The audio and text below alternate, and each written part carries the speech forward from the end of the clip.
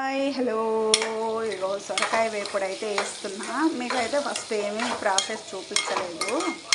ఇది ఏం లేదబ్బా, సొరకాయ ముక్కలు కోసుకొని పొట్టు తీసి ముక్కలు కోసుకొని కొంచెం ఉప్పు వేసి కొంచెం ఒక అరగంట మనం మూత పెట్టి పక్కన పెట్టుకోవాలి. పెట్టుకున్నాక అదంతా వాటర్ వస్తుంది కదా, వేపుడికి అది వస్తే మెత్తగా అవుతుంది కదా, బాగోదు కదా, వాటర్ వస్తుంది.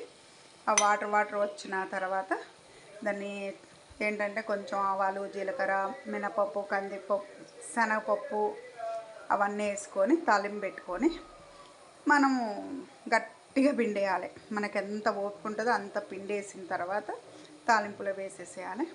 వేసేసి కొంచెం ఉప్పు ఆల్రెడీ వేసాం కాబట్టి ఉప్పు వేయమాకండి ముందు, ఎందుకంటే సొరకాయకి వెంటనే పట్టేస్తుంది.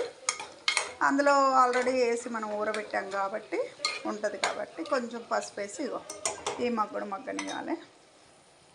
తర్వాత ఇంకో పచ్చిమిరకాయలు, కొబ్బరి, జీలకర్ర, ఇంకా నేను వెల్లుల్లిపాయలు వేయలేదు. ఇంకో వెల్లుల్లిపాయ ఇంత తీసుకోవాలి. దీన్ని మనం మిక్సీ పడదాం.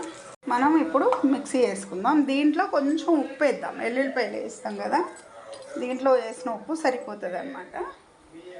మనము ఏంటంటే కొంచెం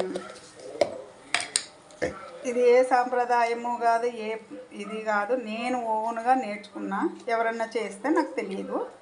ఇది ఎందుకంటే ఇట్లా బాగుంటుందని చేస్తూ ఉంటాం మా పిల్లలకి అప్పుడప్పుడు. మీకు కూడా చూపిస్తాను.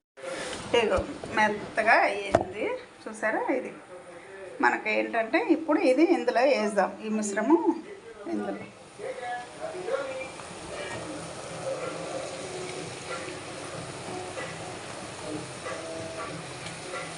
చాలా ఎక్కువ అవుతుంది.